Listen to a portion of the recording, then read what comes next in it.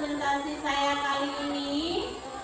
Presentasi saya kali ini yaitu untuk melengkapi tugas saya sebagai guru penggerak angkatan 9, yang mana di sini saya dituntut untuk diseminasi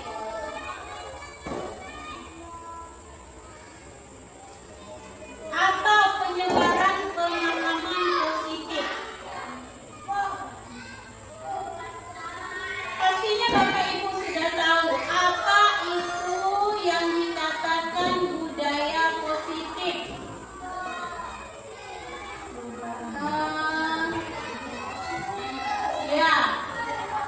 Budaya positif ini seperti ini ya Bapak Ibu. Budaya itu kita tahu kebiasaan kita, ya kan? Dan positif itu pastinya sudah dalam pikiran kita itu hal yang baik, ya, hal yang baik. Jadi di sini saya sebagai guru penggerak itu diminta untuk menyebarkan budaya positif di sekolah kita yang bisa kita terapkan di lingkungan sekolah atau di lingkungan rumah kita atau bahkan di masyarakat. Nah, pengembangan budaya positif di sini ada beberapa indikator, yaitu perubahan paradigma belajar, disiplin positif, motivasi perilaku manusia, kebutuhan dasar manusia, posisi kontrol restitusi, keyakinan kelas, dan segitiga restitusi. Di sini saya akan menjabarkan satu-satu dari indikator yang telah disebutkan ini. Pertama yaitu perubahan paradigma belajar. Nah, perubahan paradigma belajar ini terkait dengan pembelajaran kita yang kita berikan kepada siswa. Seperti yang sudah pernah kita dengar, yaitu filosofi Ki Hajar Dewantara, yang mana pembelajaran itu harus berpusat kepada siswa atau murid. Nah, yang biasa kita sebut dengan student center. Nah, seorang guru penggerak di sini saya disuruh atau harus bergerak dengan mengutamakan kepentingan perkembangan murid sebagai acuan utama. Segala keputusan yang diambil oleh seorang guru didasari pembelajaran murid terlebih dahulu, bukan kemauan kita. Nah, di sini maksudnya gini Bapak Ibu, dalam seperti filosofi Hajar Dewantara itu, kita itu menuntun siswa ke arah yang lebih baik, bukan kita menuntut siswa. Kalau kita menuntut siswa itu, anak-anak kalian harus begini, tapi tidak. Kita di sini menuntun bakat dan minat siswa kemana arahnya. Kita tuntun mereka supaya terarah. Makanya kita di sini menuntun dan memerdekakan belajar siswa. Kemudian inilah yang dikatakan student center, yaitu model pembelajaran yang berpusat pada peserta didik, di mana peserta didik mampu untuk menjadi peserta didik yang aktif, mandiri dalam proses belajarnya, dan memiliki tanggung jawab serta inisiatif untuk mengenali kebutuhan belajarnya dan mampu untuk menemukan sumber-sumber belajar. Nah, di sini siswa itu mandiri, mencari sendiri apa yang ingin dipelajarinya, sumber-sumber belajar mana yang cocok untuk dia.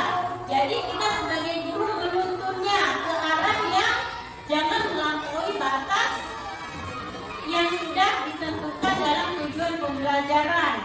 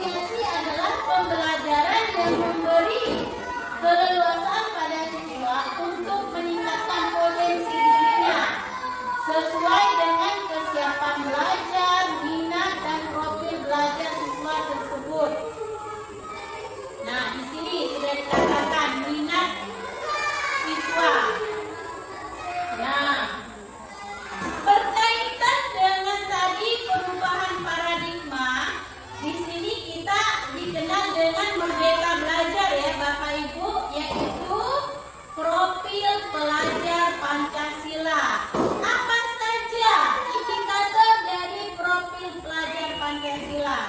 Yang pertama yaitu beriman, bertakwa kepada Tuhan Yang Maha Esa dan berakhlak mulia. Jadi sebagaimana kita ketahui Bapak Ibu, kita mendidik siswa itu bukan hanya untuk pintar. Untuk pintar itu kalau di Merdeka Belajar ini udah urutan kedua. Yang pertama itu adalah iman, takwa dan berakhlak mulia. Itulah yang harus kita tanamkan kepada peserta didik kita. Kemudian yang kedua, berkebinekaan global. Jadi di sini siswa itu harus punya kebinekaan global. Jadi dia itu tidak boleh memilih-milih dalam berteman atau membedakan agama, jenis kelamin. Jadi dia itu di situ harus bergabung, baik itu beda suku, beda segalanya. Jadi dia di situ bekerja sama. Kemudian bergotong royong. Gotong royong di sini bukan hanya bekerja dalam gotong royong bersama, misalnya dalam kebersihan, namun di sini harus berkolaborasi antara guru dengan siswa, antara guru dengan guru, kemudian guru dengan orang tua. Itu harus ada kerjasamanya untuk menciptakan generasi penerus bangsa yang kita inginkan. Kemudian kreatif. Kreatif di sini bukan cuma siswanya yang harus kreatif, namun juga kita sebagai guru harus kreatif. Bagaimana pembelajaran berikutnya supaya minat siswa itu lebih menarik dalam mengikuti pembelajaran yang kita berikan. Kemudian bernalar kritis. Nah, di sini udah bernalar kritis ini siswa udah mempunyai pemikiran tingkat tinggi dalam pemecahan masalah sehari-hari mereka, baik di lingkungan sekolah, lingkungan keluarga dan masyarakat. Kemudian mandiri.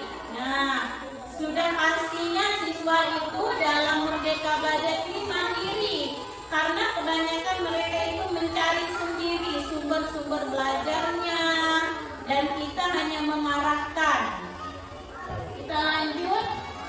Di sini ada miskonsepsi tentang teori kontrol. Nah, kita sebagai guru yaitu punya teori kontrol, ilusi guru mengontrol murid. Nah, kemudian ilusi bahwa kritik dan berbuat rasa bersalah mampu menguatkan karakter. Kemudian ilusi bahwa sebuah penguatan positif, efektif dan bermanfaat, dan ilusi bahwa orang dewasa berhak memaksa. Nah, ini seperti kita di sini ya, di lingkungan sekolah, mungkin kita sebagai guru memaksa siswa. Tidak demikian sebenarnya, itu hanya ilusi. Kita hanya ingin siswa itu ke arah yang lebih baik. Dan ilusi mengontrol murid, kita juga tidak mengontrol murid sebenarnya di sini. Kita hanya mengarahkan murid untuk ke arah yang lebih baik. Seperti itu. Kemudian mengubah paradigma stimulus respon ke pendekatan teori kontrol. Nah, di sini stimulus respon realitasnya kebutuhan kita itu sama, namun teori kontrolnya berbeda. Ya, kebutuhan kita itu sepertinya sama karena sama-sama manusia kan, tapi aslinya itu berbeda di teori kontrolnya. Kemudian di stimulus respon semua orang melihat hal yang sama, namun di teori kontrol setiap orang memiliki gambaran berbeda. Nah, gambaran kita itu pastinya berbeda, tapi mungkin kita memang melihat hal ini memang semua baik gitu kan. Namun setelah berpendapat, oh ini kurang baik, seperti itu.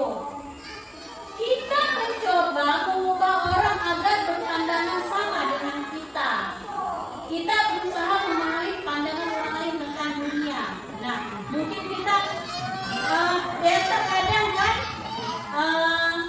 Bu, ini nih begini Bu, menurut pendapat saya. Jadi kita berharap ibu ini ikut apa yang menjadi pendapat kita, pandangan kita. Namun sebenarnya di teori kontrol itu kita itu lebih memahami pandangan orang lain. Nah, cuman kita itu terkadang harus sama di teori responnya. Kemudian perilaku buruk dilihat sebagai suatu kesalahan. Di teori kontrol semua perilaku memiliki tujuan. Nah, terkadang kita juga gini ya Bapak Ibu, pandangan kita apa yang dilakukan si A itu salah. Namun meskipun dia itu kata dia salah, tapi dia punya tujuan. Oh, tujuan saya ini, saya berbuat ini. Tapi kata kita, pandangan kita salah. Seperti itu kan? Kenyataannya ya, yang di kita sehari-hari. Kemudian orang lain bisa mengontrol kita. Nah, tapi sebenarnya di teori kontrol itu hanya kita sendiri yang bisa mengontrol diri kita. Kemudian saya bisa mengontrol orang lain di stimulus handphone. Namun di teori kontrol kita tidak bisa mengontrol orang lain. Kita tidak bisa membuat orang itu harus begini. Itu tidak bisa.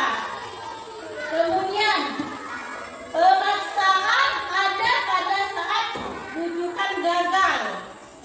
Kolaborasi dan konsensus menciptakan pilihan baru. Kemudian di selanjutnya stimulus respon, model berpikir menang atau kalah. Sedangkan di teori kontrolnya model berpikir menang-menang.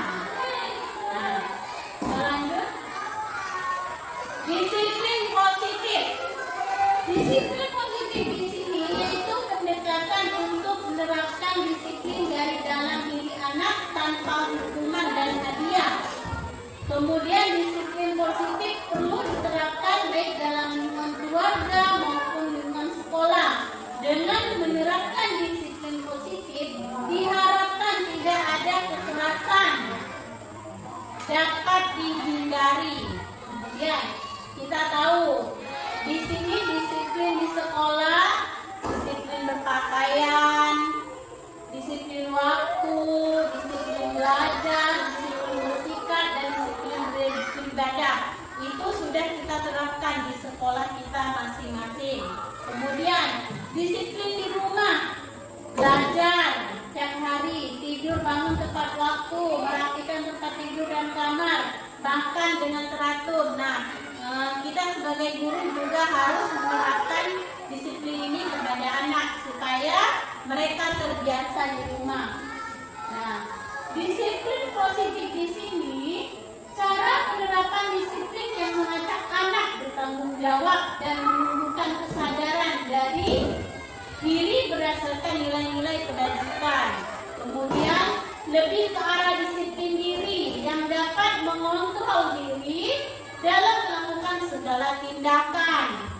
Disiplin dapat membuat murid menyadari dan memahami berdasarkan motivasi internal, bukan akibat paksaan atau pujian dan hukuman. Jadi mereka itu disiplin itu bukan karena dipaksa sama kita.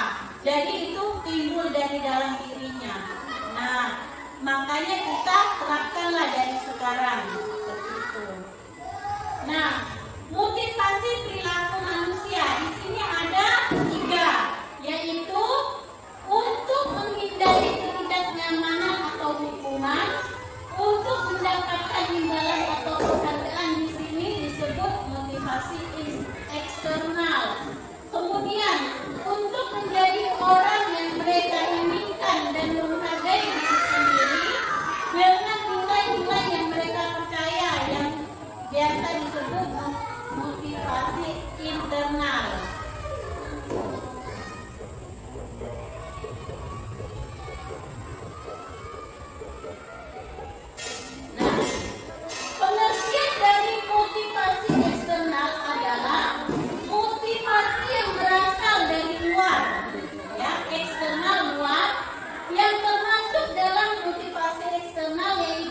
imbalan atau gaji adalah suatu nilai yang diterima seseorang karena melakukan suatu aktivitas di mana seseorang tidak secara langsung tidak ikatan kontrak atau suatu perjanjian lainnya. Seperti kita guru mendapatkan gaji karena kita sudah mengajar, demikian.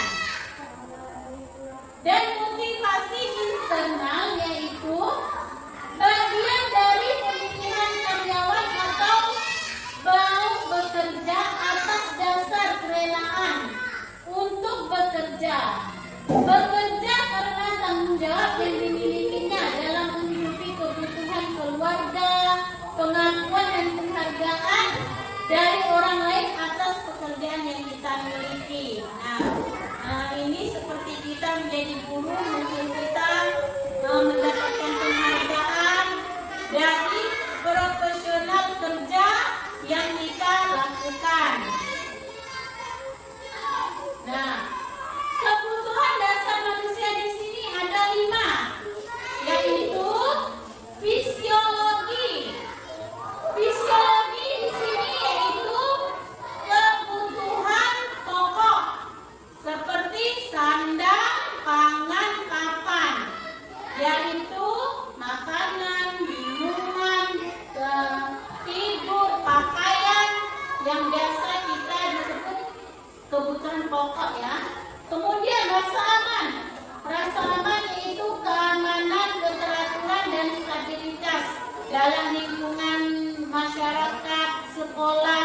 Mesti kita itu pertama yaitu rasa aman yang kita inginkan. Kemudian sosial. Sosial ini disebut afeksi relasi keluarga. Jadi sosial itu hubungannya kita dengan orang lain. Kemudian penghargaan, yaitu pencapaian status tanggung jawab reputasi. Nah, penghargaan di sini mungkin sebagai guru ada kita dikasih reward kan biasanya guru terbaik, guru teladan. Nah, yang diberikan oleh atasan kita, baik kepala sekolah ataupun pejabat terkait. Kemudian aktualisasi diri, yaitu pengembangan diri atau pengembangan ideologi. Jadi kita berhak mengembangkan diri kita untuk apakah itu kita menambah ilmu dan lain sebagainya. Nah, terkait dengan kebutuhan 5 dasar manusia tadi, di sini ada yang dikatakan hukuman, konsekuensi dan restitusi. Mungkin Bapak Ibu untuk kata-kata hukuman dan konsekuensi itu sudah sering didengar ya kan? Tapi untuk restitusi semenjak saya menjadi guru penggerak lah baru saya mengenal kata restitusi di sini. Nah, di sini kita jelaskan hukuman yaitu secara umum hukuman dalam hukum adalah sanksi fisik maupun psikis untuk kesalahan atau pelanggaran yang dilakukan. Hukuman mengajarkan tentang apa yang tidak boleh dan boleh dilakukan. Nah, hukuman kita tahu ya, mungkin ya yang kita terbenak kita itu ya orang di penjara itu mendapatkan hukuman seperti itu. Konsekuensi hasil dari tindakan maupun situasi tertentu yang sering buruk atau tidak nyaman. Konsekuensi, kalau kita ngebut di jalan misalnya, konsekuensinya apa? Ya, kecelakaan. Kalau seperti siswa tidak mau belajar, konsekuensinya mereka tidak naik kelas. Nah, kita lanjut ke restitusi. Restitusi di sini rupanya artinya itu ganti kerugian yang diberikan kepada korban atau keluarganya oleh pelaku tindak pidana atau pihak ketiga. Hal ini bertujuan untuk mengganti kerugian yang diderita korban akibat tindak pidana yang dilakukan oleh pelaku tersebut. Misalnya, dalam kelas ini kita mempunyai peraturan. Siswa yang memecahkan barang di kelas, kita punya perjanjian harus diganti.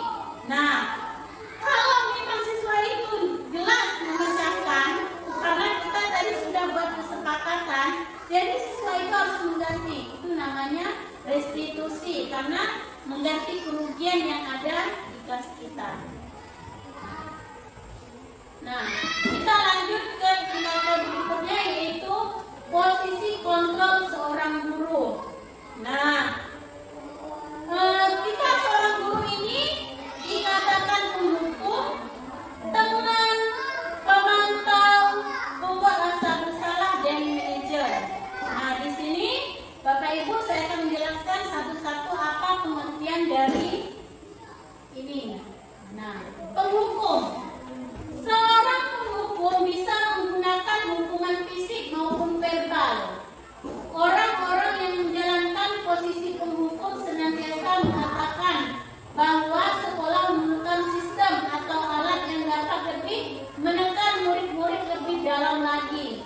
Guru-guru yang menerapkan posisi penghukum akan berkata gini, patuhi aturan saya atau awas. Karena kita itu kan, kamu mau pikir tidak?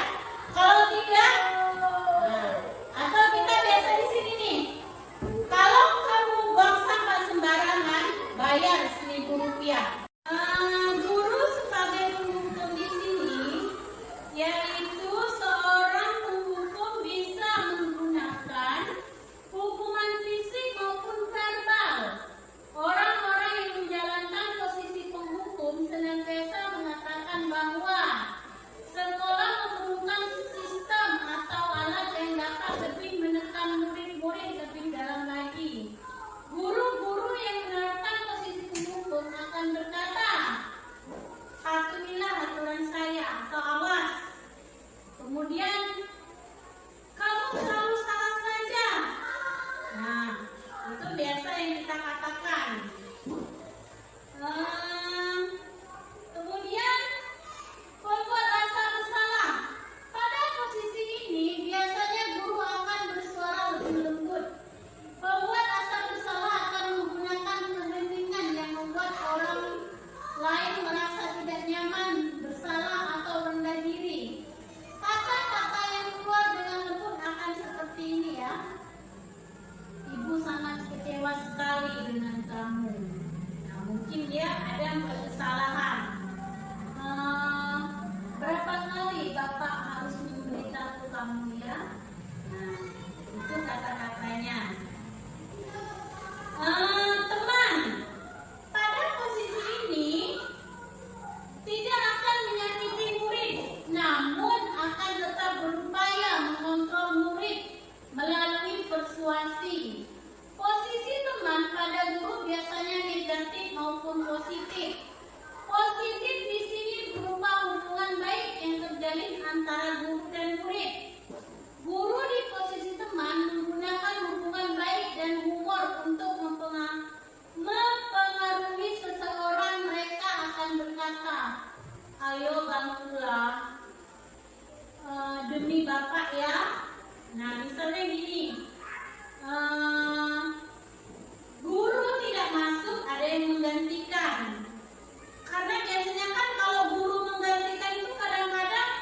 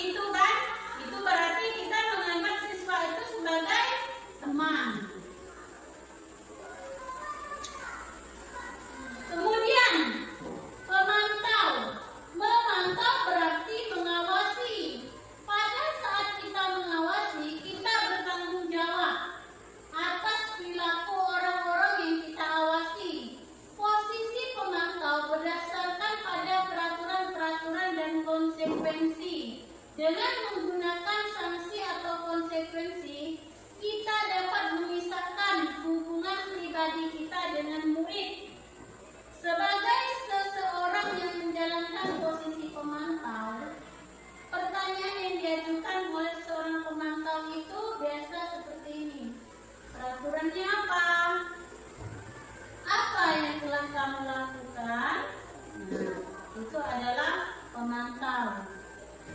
Dan kita sebagai manajer, posisi terakhir manajer adalah posisi di mana guru berbuat sesuatu bersama dengan murid, mempersilahkan murid mempertanggungjawabkan perilakunya, mendukung murid agar dapat menemukan solusi atas permasalahannya sendiri. Kemudian seorang manajer telah memiliki keterampilan di posisi teman maupun pemantau, dan dengan demikian bisa jadi waktu-waktu tertentu kembali kepada kedua posisi tersebut bila diperlukan. Namun, bila kita menginginkan murid-murid kita menjadi manusia yang merdeka, mandiri dan bertanggung jawab, maka kita perlu mengacu kepada restitusi yang dapat menjadikan murid kita seorang manajer bagi dirinya sendiri. Di manajer, murid diajak untuk menganalisis kebutuhan dirinya maupun kebutuhan orang lain. Di sini penekanan bukan pada kemampuan membuat konsekuensi, namun dapat berkolaborasi dengan murid bagaimana memperbaiki kesalahan yang ada. Seorang manajer akan berkata demikian, apa yang kita yakini seperti keyakinan kelas, kemudian apakah kamu meyakininya? Nah, itulah yang dikatakan seorang manajer.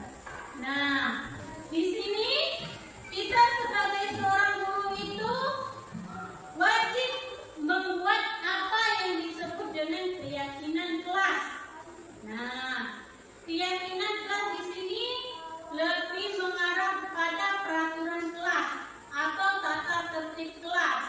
Nah, kita membuat keyakinan kelas di sini yaitu bersama siswa. Siswa dilibatkan dalam pembuatan keyakinan kelas. Jadi, siswa diminta apa maunya siswa di kelas tersebut. Kemudian, keyakinan kelas di sini berupa pernyataan-pernyataan universal. Pernyataan keyakinan kelas senantiasa dibuat dalam bentuk positif. Keyakinan kelas hendaknya tidak terlalu banyak sehingga mudah diingat dan dipahami oleh semua warga kelas. Keyakinan kelas sebaiknya sesuatu yang dapat diterapkan di lingkungan tersebut. Nah, keyakinan kelas di sini kita tidak boleh menggunakan kata negatif seperti jangan atau tidak, dilarang, itu juga tidak boleh. Jadi, misalnya siswa dilarang mencontoh, jangan tulis dilarang mencontoh, tapi siswa harus jujur. Tuh. Kemudian, contoh keyakinan kelas. Hadir di sekolah tepat waktu, duduk pada kursi yang disediakan, mendengarkan orang lain berbicara, angkat tangan bila ingin berpendapat, menghormati dan saling membantu. Setiap murid memiliki kesempatan yang sama untuk berpendapat dan praktik pelajaran IPA. Nah, kita jadi siswa mempunyai kesempatan yang sama di kelas supaya tidak yang kita pintar jarak yang serang, tapi ada persamaan. Nah, kita lanjut ke poin terakhir yaitu segitiga restitusi. Nah, tadi sudah kita restitusi yaitu ganti rugi. Nah, di sini ada segitiga restitusi dalam lingkungan sekolah, di mana yaitu proses menciptakan kondisi bagi murid atau anak untuk memperbaiki kesalahan mereka. Nah, di sini ada segitiga restitusi, yaitu pertama menstabilkan identitas, kemudian validasi tindakan yang salah, dan yang ketiga menanyakan keyakinan.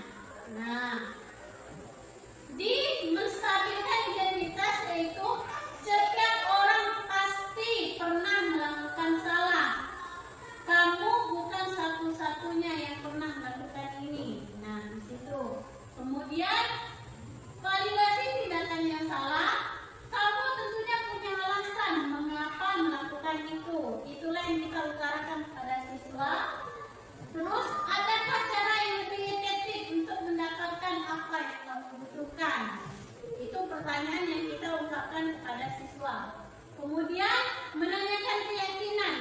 Keyakinan kelas apa yang telah kita sepakati? Kemudian kamu ingin menjadi orang seperti apa? Pastinya menjadi orang yang lebih baik dengan memperbaiki tindakan yang salah tadi.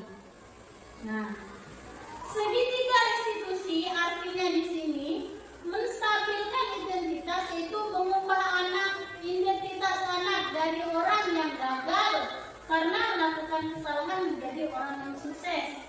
Kemudian validasi tindakan yang salah melibatkan pengakuan dan penerimaan perasaan serta tindakan siswa, bahkan jika mereka telah melakukan kesalahan. Jadi meskipun siswa salah, kita tidak boleh kamu salah, tidak.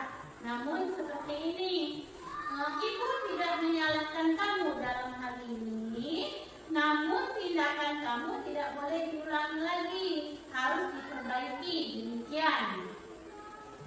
Terus menanyakan keyakinan kelas yang telah disepakati. Nah, dari keyakinan kelas tadi berarti ada yang dilanggar oleh siswa yang tadi melakukan tindakan yang salah. Nah, kita menanyakan lagi keyakinan apa yang telah dilanggarnya dan bagaimana cara memperbaikinya. Nah, di sini adalah contoh segitiga restitusi yang sudah saya laksanakan dengan siswa kelas 5.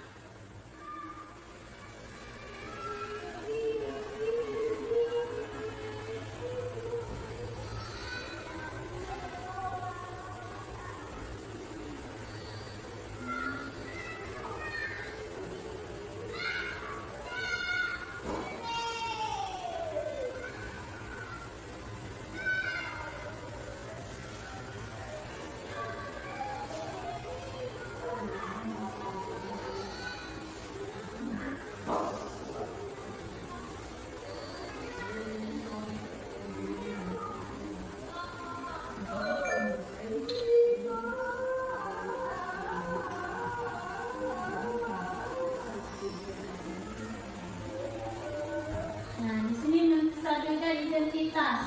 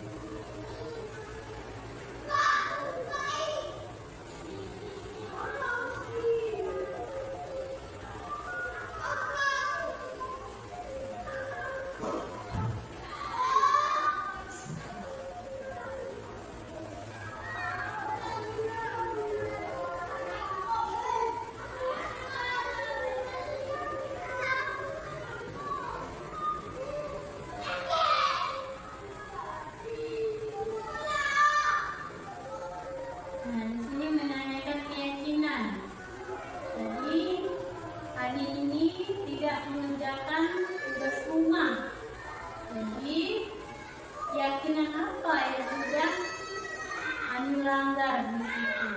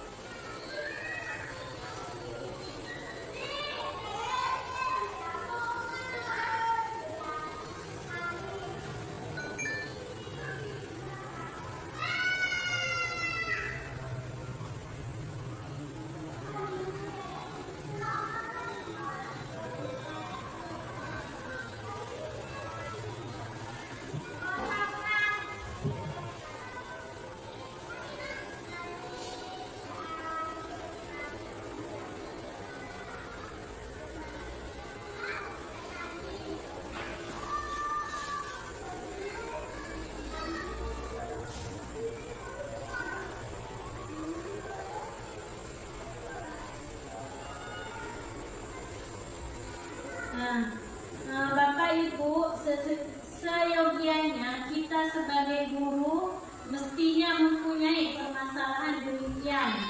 Misalnya siswa datang terlambat. Nah, di sini kita harus melakukan restitusi dengan siswa tersebut. Kita menanyakan kenapa dia datang terlambat. Kemudian mungkin ada siswa yang tidak berseragam. Kita harus menanyakan kenapa dia tidak berseragam. Kita tidak boleh menghukumnya dalam hal ini, namun kita harus memperbaikinya. Nah, jika dia tidak mengenakan seragam, kita tanyakan apa alasannya. Apakah lupa ataupun seragamnya basah. Nah, di situ kita harus memberikan pencerahan bagaimana supaya dia tidak lupa, atau bagaimana caranya kalau memang bajunya basah. Kita memberikan solusi dari permasalahan yang dialami oleh siswa tersebut. Demikianlah Bapak Ibu presentasi saya kali ini, yaitu diseminasi atau penyebaran pemahaman budaya positif yang dapat kita terapkan di sekolah maupun di lingkungan luar sekolah. Dalam penerapan program disiplin positif di sini, hendaknya guru memiliki standar kepribadian, profesional, dan sosial yang baik, di mana guru mampu merefleksi dirinya dalam posisi kontrol saat ini. Bagaimana perjalanan dirinya sebagai among atau manajer yang menuntun murid-muridnya menjadi insan yang mandiri, merdeka, dan bertanggung jawab. Nah, terima kasih sekali lagi kepada Bapak Ibu yang sudi hadir dalam presentasi saya kali ini. Semoga pemahaman ini, penyebaran pemahaman ini dapat diambil yang baik dan dapat kita terapkan dalam kehidupan kita sehari-hari, kita sebagai pendidik maupun sebagai masyarakat, anggota masyarakat di lingkungan kita. Terima kasih. Saya akhiri. Wabillahi taufiq wal hidayah. Wassalamualaikum warahmatullahi wabarakatuh.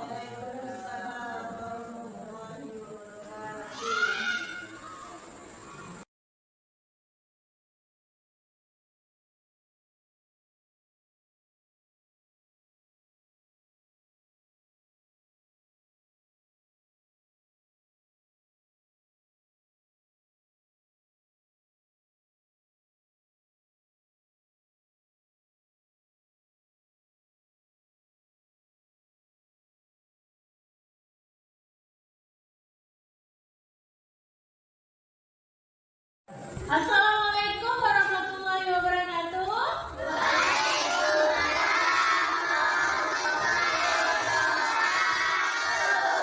Selamat pagi dan salam bahagia untuk kita semua.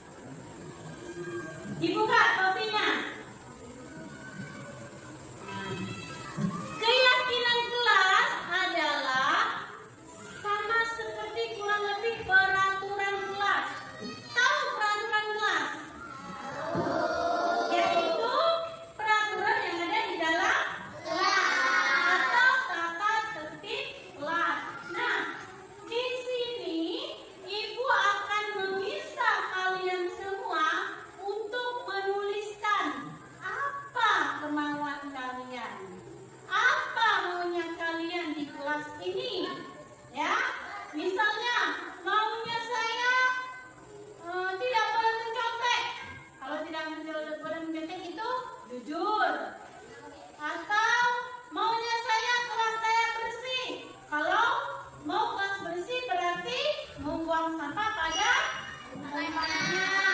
Nah, baiklah anak-anak, kita akan mulai. Nanti kalau sudah kalian tulis, kalian tempel di sini. Nah, kalau misalnya nanti ada yang sama, akan kita ambil dan di akhir kita akan tempel di sini. Disinilah nanti keyakinan kelas kita. Nah, baiklah. Nanti kalian tulis di stigma ini ya.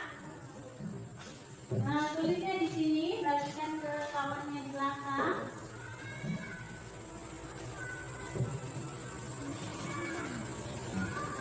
Gak usah dikasih nama, tulis ya. Nah, tempelannya jangan sampai itu ya.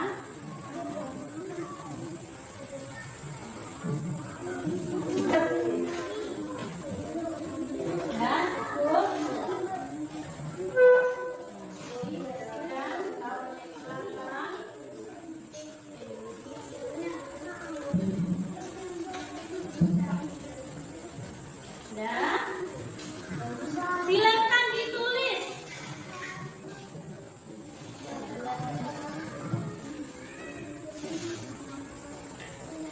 Silakan ditulis ya.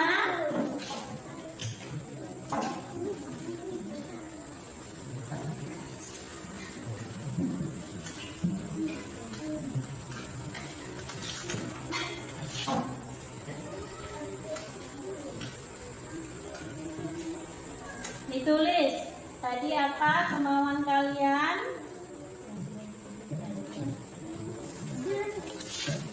Ya.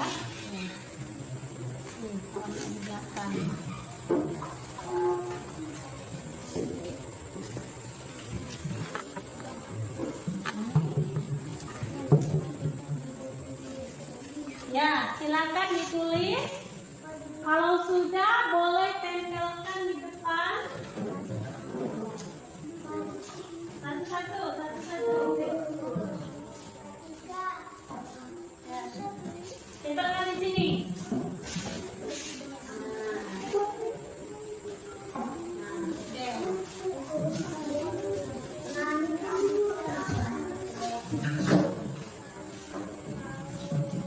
Dapat, tempel saja.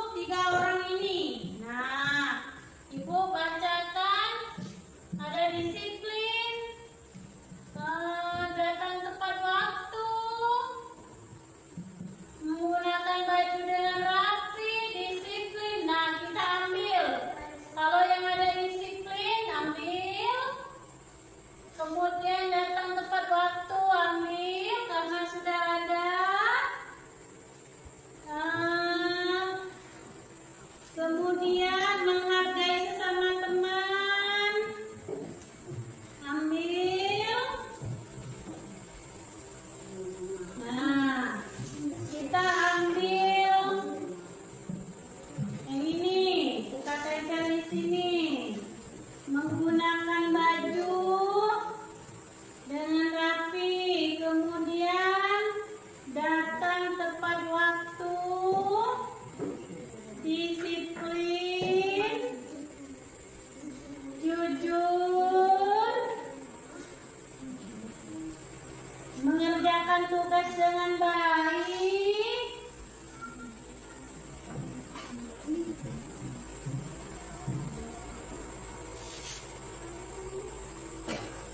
apalagi yang lain,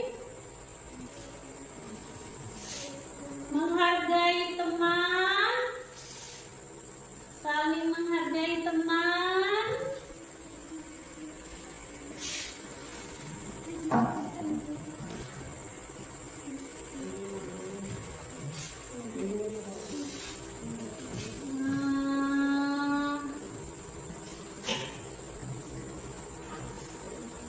menjaga kebersihan,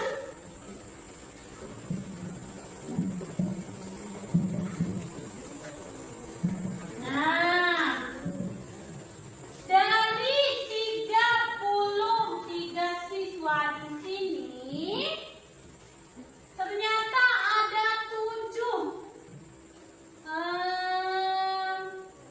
keyakinan kelas yang terpilih yang sama. Jadi ternyata punya kalian itu ada yang sama. Jadi yang sama ibu ambil 1. Nah, sekarang ibu minta 1 ke depan. Bacakan, hafal. Bacakan ke depan. Keyakinan kelas kita yang telah kita sepakati yang dari tadi sudah kalian tulis. Silakan Anto dibaca. Bacakan. Ya, dari ini. Apa? Menggunakan baju dengan rapi. Ya. Datang tepat waktu. Ya. Disiplin, jujur. Mengerjakan tugas dengan baik. Saya akan menghargai teman. Menjaga kebersihan. Ya, silakan duduk. Nah, jadi sudah ada 7 keyakinan kelas yang telah kita sepakati dan harus diterapkan. Pertama, menggunakan baju dengan rapi. Nah, seragam kalau Senin, Selasa, Rabu, Kamis sampai Jumat itu kan sudah ada ketentuannya ya kan? Jadi tidak boleh kalian nanti Selasa pakai baju yang bukan seragamnya. Kemudian datang tepat waktu. Tahu masuk sekolah jam berapa? Nah, sebelum jam 7 berarti sudah harus ada di sekolah. Kemudian disiplin. Disiplin itu artinya kalian yaitu tadi datang tepat waktu, mengerjakan tugas tepat waktu. Kemudian jujur. Jujur berarti kalian tidak boleh bohong. Kalau piket ya bilang udah piket, kalau belum ya bilang belum. Tidak boleh mencontek pekerjaan kawannya, ya. Itu kalian harus jujur itu dalam diri kalian. Kemudian mengerjakan tugas dengan baik. Kalau dikasih tugas apa PR atau tugas di sekolah harus kalian kerjakan dengan penuh rasa tanggung jawab. Kemudian menghargai teman. Nah, tidak boleh ada saling mengolok teman. Misalnya temannya belum selesai, tidak boleh. Tidak boleh mengolok teman, mengata-ngatain teman, itu namanya menghargai teman, ya. Kemudian menjaga kebersihan. Nah, berarti tidak ada yang boleh buang sampah sembarangan, harus dibuang ke tempat sampah. Ingat ya. Nah, karena kita udah dapat keyakinan kelas 5, jadi ibu minta perwakilan 10 siswa tanda tangan ke depan untuk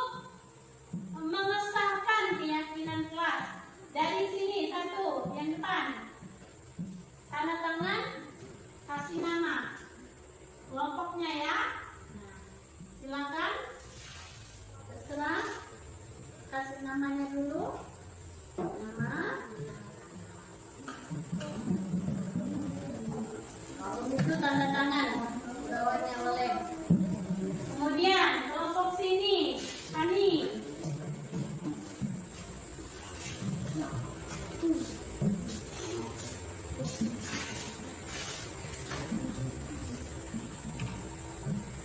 Tanda tangan. Kemudian yang di sini, nih maju tanda tangan ke depan.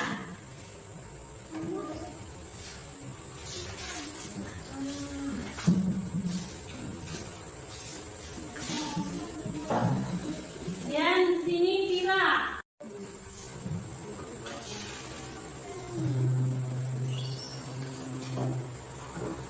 Lanjut.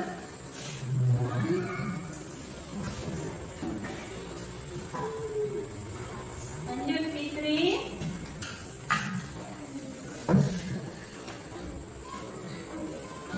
Ke belakang.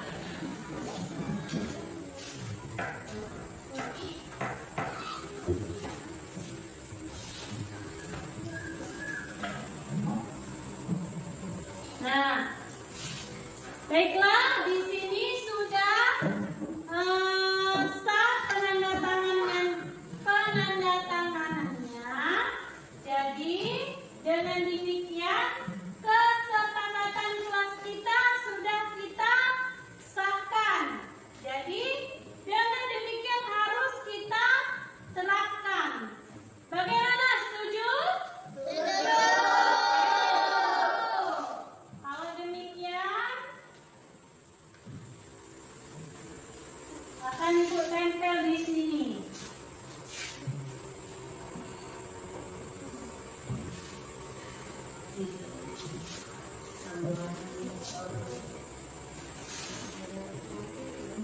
Nah, jadi kalian jangan melanggar keyakinan kelas yang sudah kita sepakati.